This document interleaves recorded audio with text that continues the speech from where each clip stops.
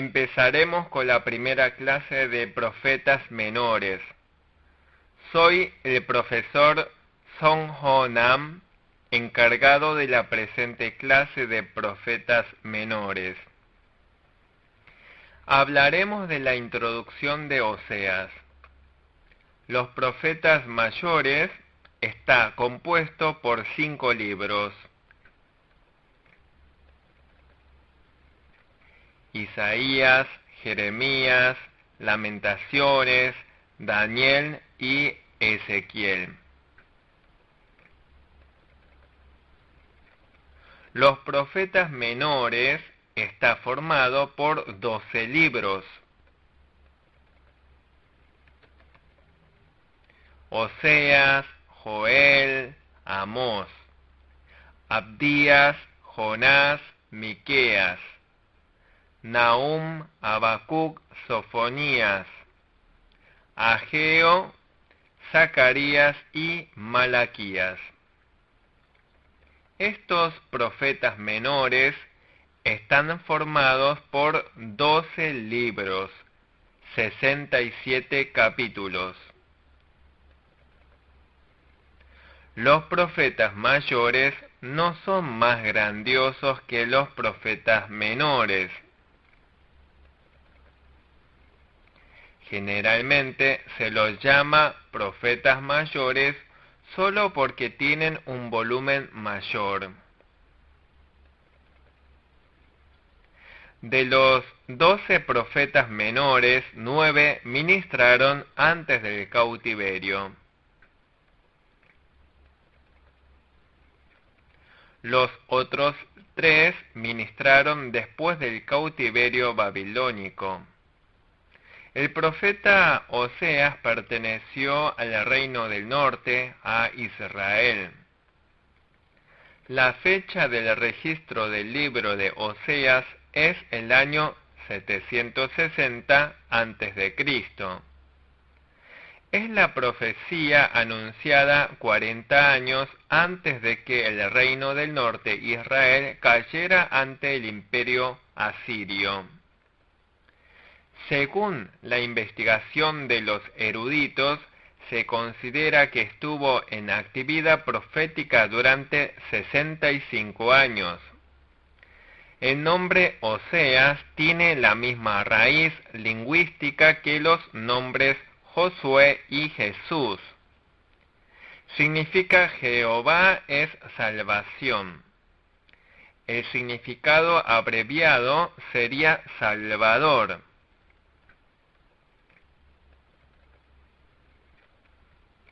Oseas se encontraba en una situación algo especial, a diferencia de la mayoría de los profetas del Antiguo Testamento.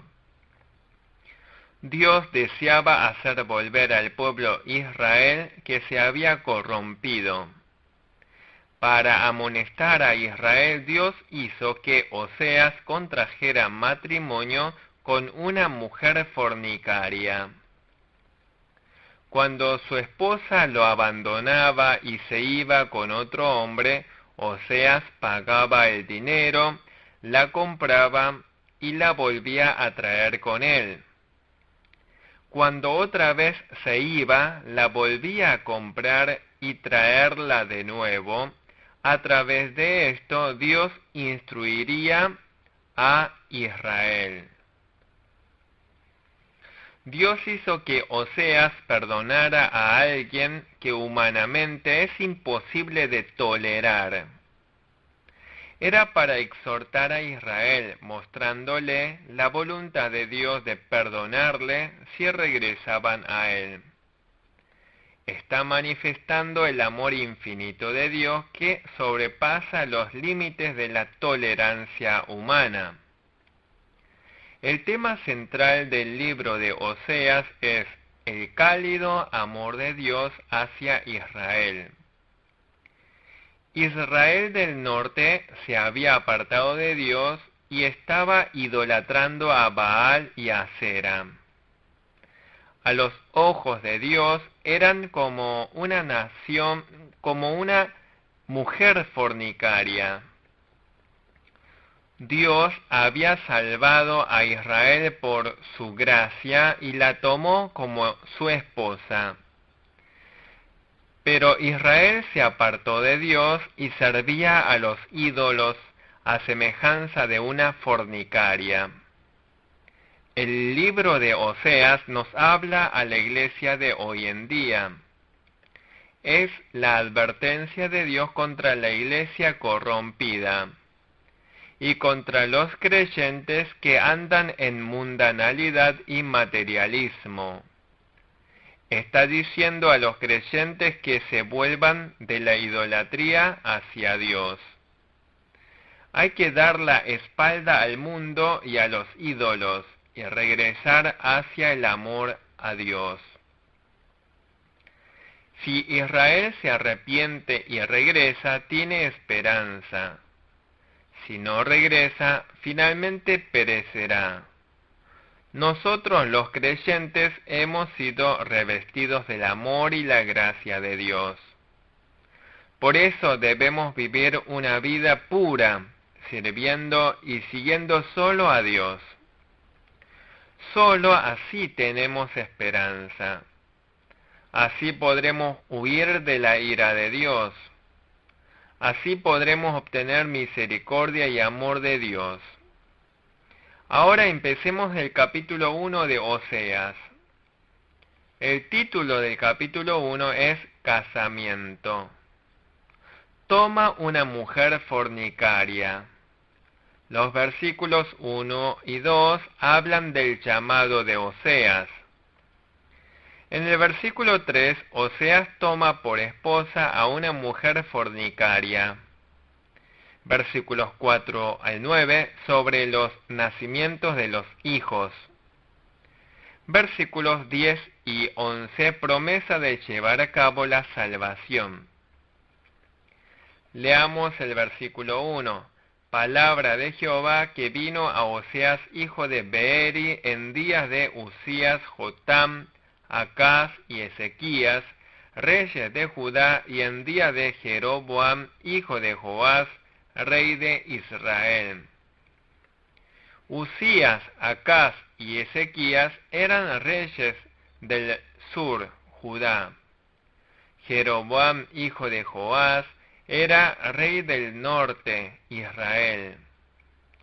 De los 4 reyes del reino del sur, 2 eran muy grandiosos. Usías y Ezequías tenían buena fe. El resto, Jotam y Acaz, eran reyes malvados. Después de un rey bueno, aparece un rey malo, luego vuelve a aparecer un rey bueno. Pero en el reino del norte, Israel, continuamente aparecen solo reyes malos.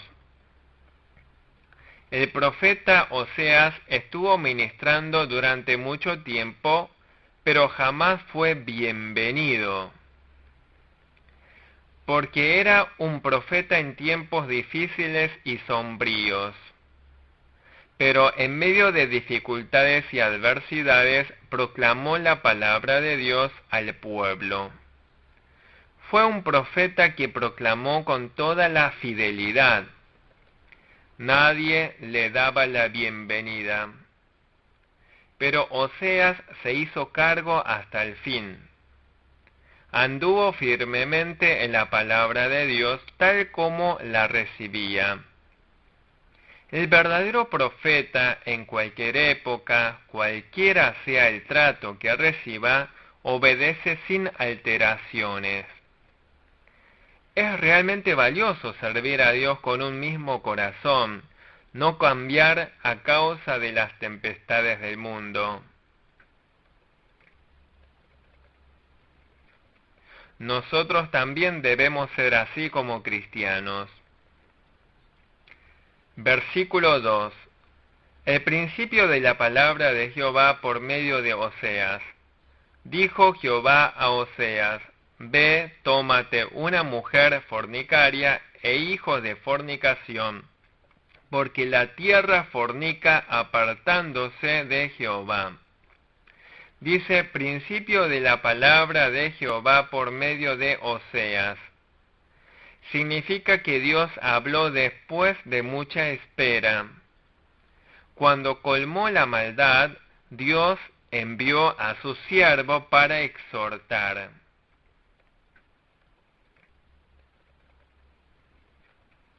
Dios había soportado con mucha espera también en los tiempos de Noé.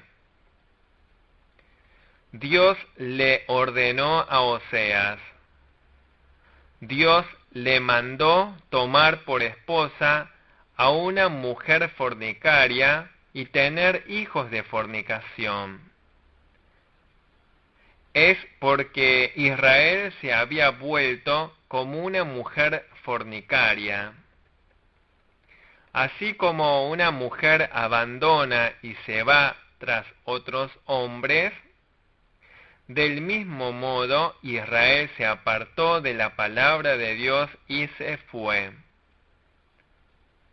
Este mandato no era sencillo. Hay veces en que Dios nos manda obedecer algo muy difícil. Pero si se trata del mandamiento de Dios, debemos creer y obedecer con certeza. Aunque la vida personal de Oseas se volvió caótica, obedeció el mandamiento de Dios. El versículo 3 trata este asunto. Leamos el versículo 3. Fue pues y tomó a Gomer, hija de Diblaim, la cual concibió y le dio a luz un hijo. Oseas obedeció inmediatamente la orden de Dios. Gomer significa último. Oseas tomó por esposa a una mujer fornicaria llamada Gomer. Al poco tiempo engendró a 2 hijos. Oseas obedeció incondicionalmente. Le puso por nombre al hijo Jezreel. Jezreel significa Dios siembra. Cabe mencionar que Israel significa el que luchó con Dios y ganó. Ambos tienen buen significado, pero el significado cambió. Más adelante, Jezreel llega a ser valle de maldición. Estaba el rey Acab, que cometía idolatrías y se había apartado de Dios. Acab y sus hijos fueron maldecidos, y el lugar en que pereció es justamente el valle de Jezreel. El que se aparta de Dios sufre la maldición.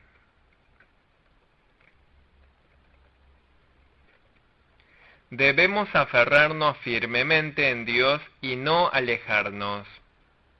Dice, de aquí a poco yo castigaré a la casa de Jehú por causa de la sangre de Jezreel, y haré cesar el reino de la casa de Israel.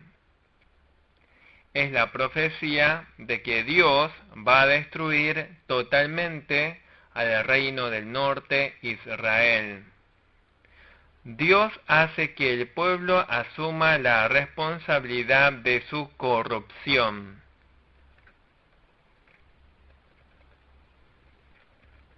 Versículo 5. Y en aquel día quebraré yo el arco de Israel en el valle de Jezreel. Quebrar el arco significa que va a destruir la defensa nacional de Israel. Significa que Israel será castigado por Dios y será destruida en el valle de maldición de Jezreel.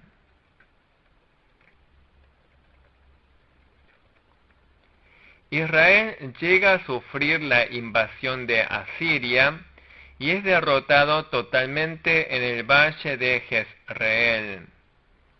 La nación nunca se vuelve a recuperar y llega a ser un país mezclado. El reino del sur, Judá, llega a retornar, pero Israel, el reino del norte, perece. Por eso nunca se arrepienten. Aunque fueron advertidos por Oseas, nunca se arrepintieron. El destino y la fuerza de una nación no se encuentra en su defensa nacional. Depende de la fe de su pueblo. Diremos un resumen de lo dicho. Oseas no fue bienvenido, pero daba testimonio de la palabra de Dios, afirmándose en Dios. Aunque no fuera conforme al pensamiento humano, si era la palabra de Dios, decía sí y seguía adelante. Nuestro Dios es realmente bueno.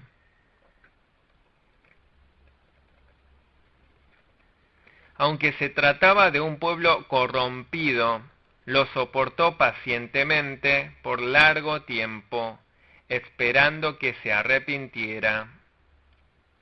Pensando en la gracia dada por Dios, debemos caminar observando solo a Dios. Versículo 6. Concibió ella otra vez y dio a luz una hija. Y le dijo Dios, ponle por nombre Lo-Ruama, porque no me compadeceré más de la casa de Israel, sino que los quitaré del todo. Ruama significa compadecido. Lo-Ruama significa el que no es compadecido.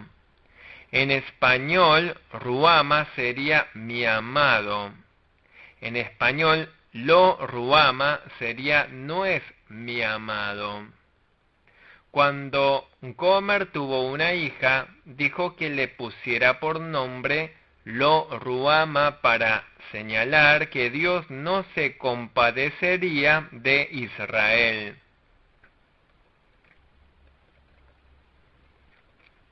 El pueblo de Dios debía ser compadecido, pero debido a sus pecados, Dios ya no les brindaría compasión. Cuando nosotros como creyentes perdemos la compasión de Dios, perecemos. Siempre debemos contemplar la misericordia de Dios. En hebreo es chesed. Significa afecto, compasión, amor. En griego es ágape. Es el amor de Dios. Es el término que manifiesta ese amor. Versículo 7.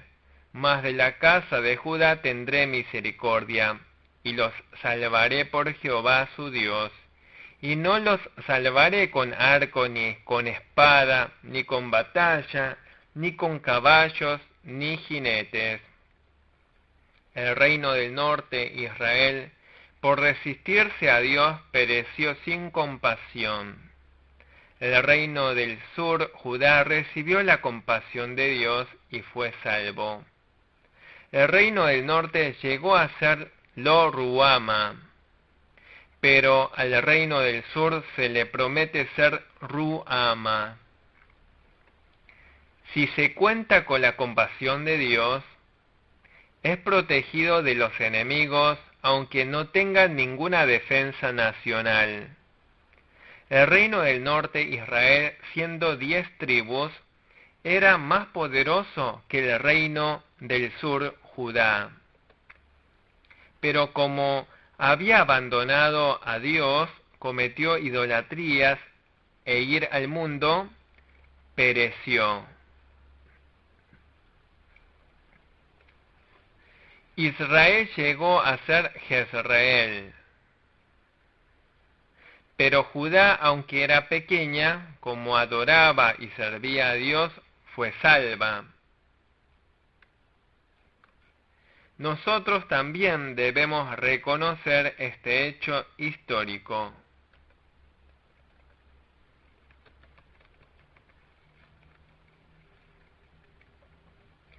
Versículos 8 y 9. Después de haber destetado a Lo-Ruama, concibió y dio a luz un hijo, y dijo Dios, ponle por nombre Lo-Ammi, porque vosotros no sois mi pueblo, ni yo seré vuestro Dios. Ammi significa mi pueblo. Lo-Ammi significa no es mi pueblo. Gomer tuvo un tercer hijo,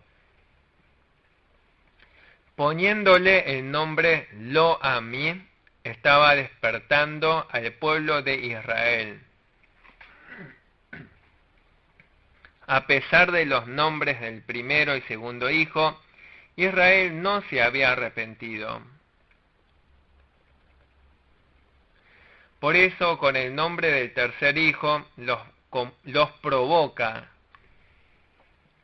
Israel cambió en Jezreel.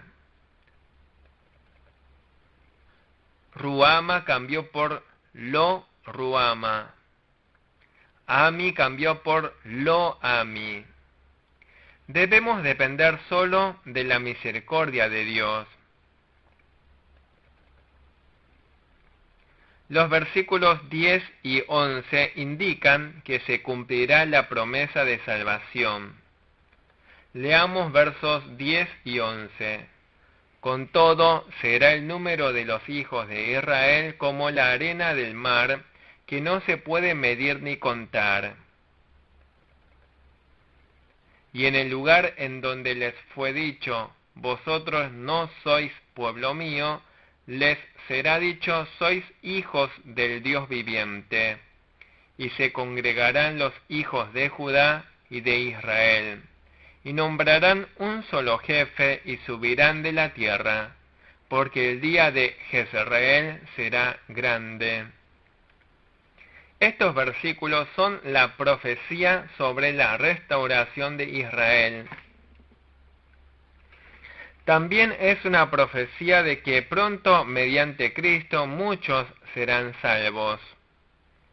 Dios es fiel, por lo tanto, cumple con seguridad la promesa. Dios jamás abandona a su pueblo.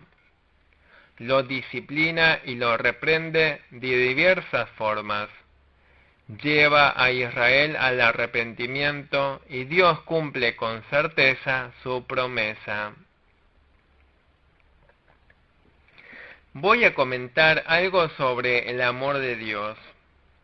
Había una pareja de novios que se amaban mucho. El varón fue a la guerra de Vietnam. Durante esa guerra sufrió una grave herida. Lo operaron y perdió ambos brazos. Se desanimó mucho. Se desesperó. No tenía ánimo para volver con su novia. No deseaba hacerla infeliz. Después de mucho pensar, escribió una carta diciendo que había fallecido. ¿Cuán desanimada habrá quedado la mujer? Pasaron muchos años y la mujer se casó con otro hombre. El hombre quiso saber cómo vivía la mujer. Fue a verla sin que se diera cuenta. Observó algo que lo sorprendió. El marido era un hombre sin brazos ni piernas. Ella jamás pudo olvidar a su difunto novio. La mujer había amado mucho a su exnovio. Por eso contrajo matrimonio con un hombre que había ido a la guerra de Vietnam, perdió sus brazos y piernas. Lo amó y lo sirvió con mucho sacrificio. Cuán desgarrado se habrá sentido el hombre cuando vio eso. Sin ambos brazos, si hubiese regresado con ella, lo habría aceptado con amor. El amor de nuestro Dios es incomparablemente mayor a esto. Nos amó incluso cuando éramos pecadores. Nos amó desde antes de la creación del mundo. Nos amó cuando todavía éramos sus enemigos. La paga del pecado es muerte.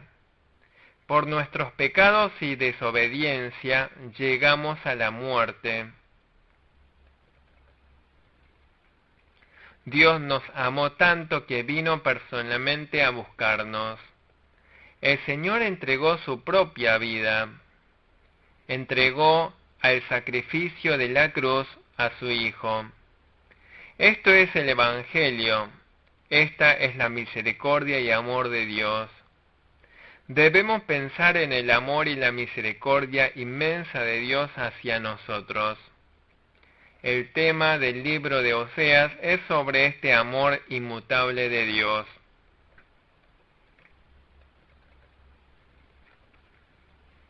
El versículo 10 dice, sois hijos del Dios viviente. Está señalando que luego de ser llevado al cautiverio a naciones extranjeras, Israel se arrepentirá y regresará. También indica que los gentiles serán salvos por medio de Cristo y volverán a Dios.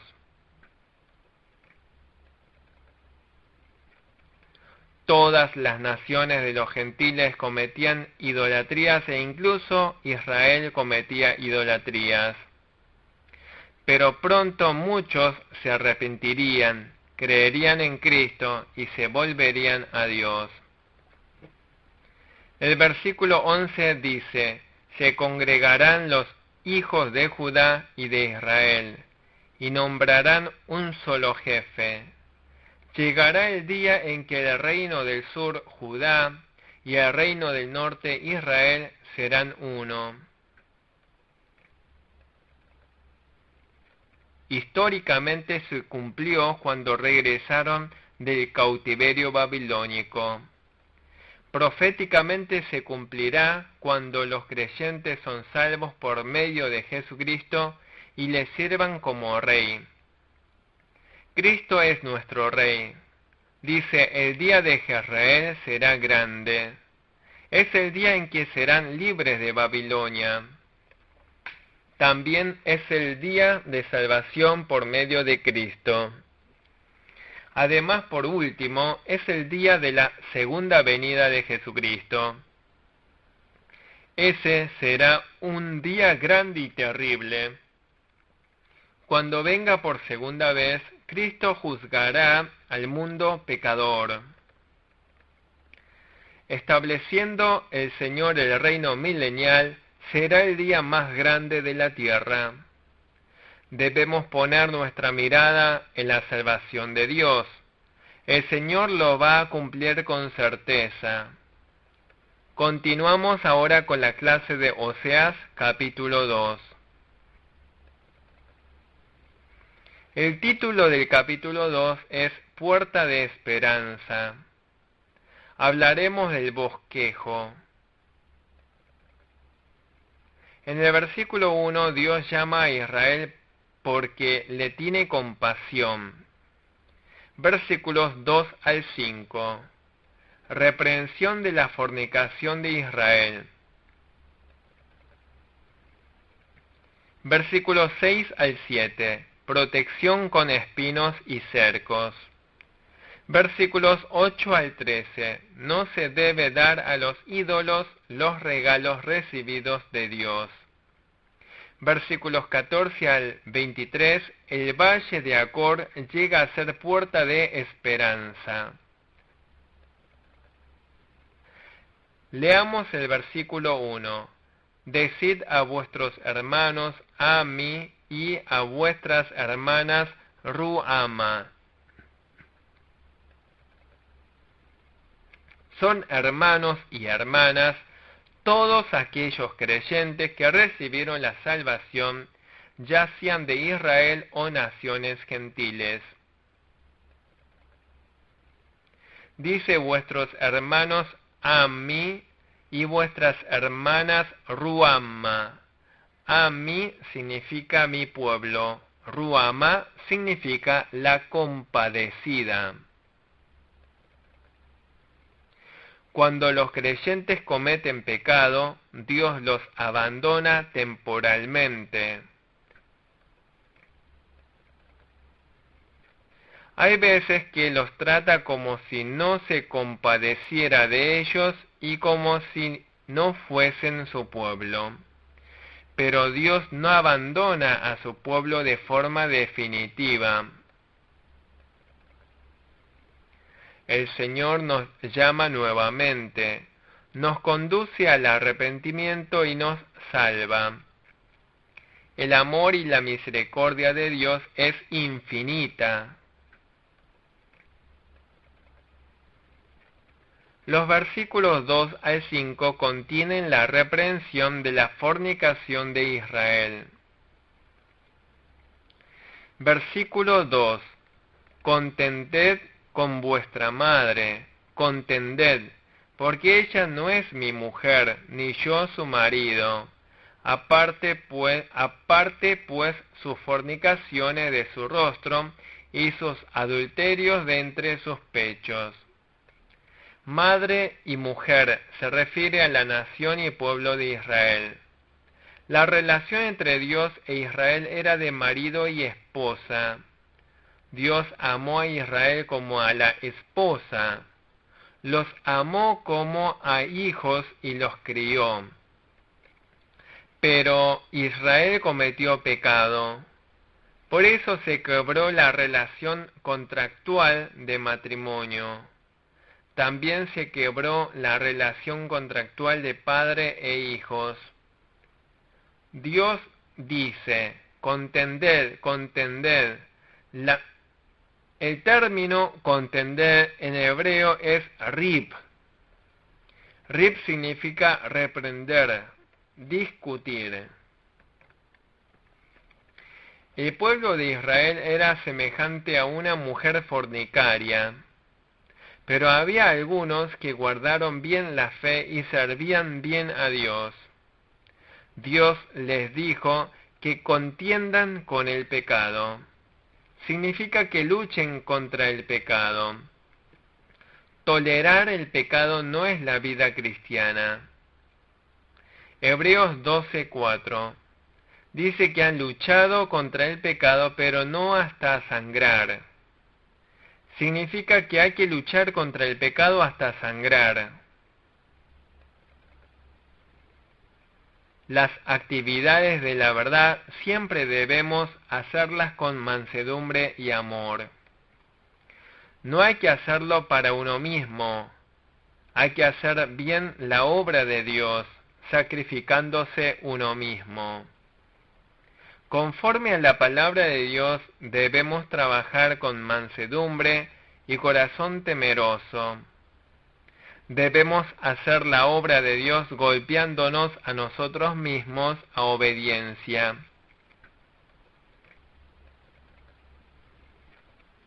Dice, aparte sus fornicaciones de su rostro.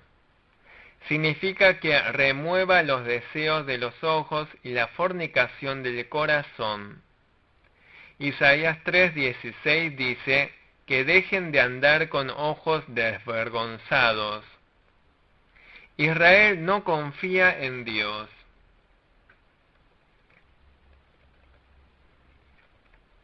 Israel puso su esperanza en las naciones paganas y les solicitó ayuda a ellas. Significa que debían dejar de hacer eso. Dice, aparte su adulterio de entre sus pechos. Significa que los creyentes deben arrepentirse de haberse emparentado con el mundo y de sus acciones mundanas. Son actos fornicarios usar lo recibido por Dios en lujos y placeres. Dios nos ha dado todo lo que necesitamos. Nos ha dado tiempo, bienes materiales y salud. Todo esto nos ha dado para que los usemos en obras de fe. No es para que los usemos en amar el mundo y para el mundo. Versículo 3. No sea que yo la despoje y desnude, la ponga como el día en que nació, la haga como un desierto, la deje como tierra seca y la mate de sed. Debemos arrepentirnos de la fornicación. Si no nos arrepentimos, Dios nos desnudará y hará manifiesto nuestra vergüenza. Retirará todas nuestras bendiciones y buenas situaciones. Quedaremos expuestos a vergüenza, a semejanza de un cuerpo desnudo. A semejanza de desierto estaremos desamparados y solitarios. Estaremos desprotegidos. ¿Está bien que nos suceda todo esto? No debiera ser así. Cuando el Señor nos concede buenas situaciones, debemos guardarlas con fe. De lo contrario, nos enfrentaremos a resultados miserables. Seremos como vivir en el desierto. Expondremos nuestra desnudez. Cuando Dios nos concede la gracia, debemos aceptarla. Debemos aceptar la salvación en el día en que Dios nos salva. Versículos 4 y 5. Ni tendré misericordia de sus hijos, porque son hijos de prostitución, porque su madre se prostituyó, la que los dio a luz se deshonró, porque dijo: iré tras mis amantes que me dan mi pan y mi agua, mi lana y mi lino, mi aceite y mi bebida. Su madre, la que los dio a luz, se refiere a la nación de Israel. Su madre se refiere al pueblo de Israel, porque ellos no se arrepintieron del pecado de fornicación. Por eso no recibieron la misericordia de Dios. Dice: iré tras mis amantes. Ellos amaron y confiaron en los ídolos. Ellos confiaron en la salvación de Asiria. Ellos creyeron que los ídolos otorgaban toda la bendición. Ellos creían que los ídolos les daban el pan, el agua, la lana, el lino, el aceite y el vino. Por eso ellos adoraban a esos ídolos. Pero ¿acaso fueron los ídolos los que daban todo eso? No, Dios lo da todo. Creer que son los ídolos los que otorgan todo eso y adorarlos es una gran falta y fornicación espiritual. Debemos adorar solo a Dios. Los versículos 6 y 7 dicen que Dios los protege con espinos y cercos. Leamos el verso 6 y 7. Por tanto, he aquí yo rodearé de espinos su camino y la cercaré con seto, y no hallará sus caminos. Seguirá a sus amantes y no los alcanzará. Los buscará y no los hallará. Entonces dirá: iré y me volveré a mi primer marido, porque mejor me iba entonces que ahora. Dios no se agrada que sus queridos hijos avanzan en el pecado. Por eso les bloquea el camino con espinos. Dios construye cercos para que no vayamos por ese camino, porque si vamos por ese camino, pereceremos. La razón por la que seguimos existiendo es porque Dios nos ha bloqueado con espinos.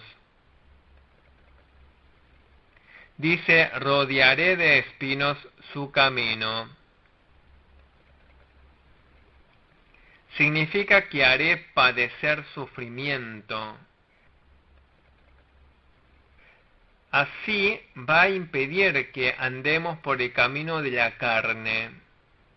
Dice, cercaré con seto y no hallará sus caminos.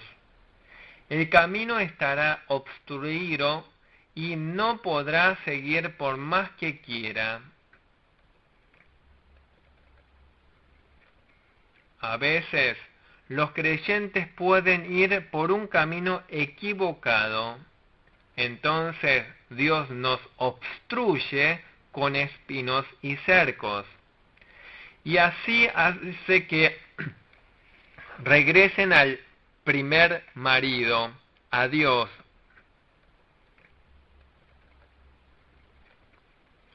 Es un Dios bueno que hará lo que sea para que nos volvamos a Él.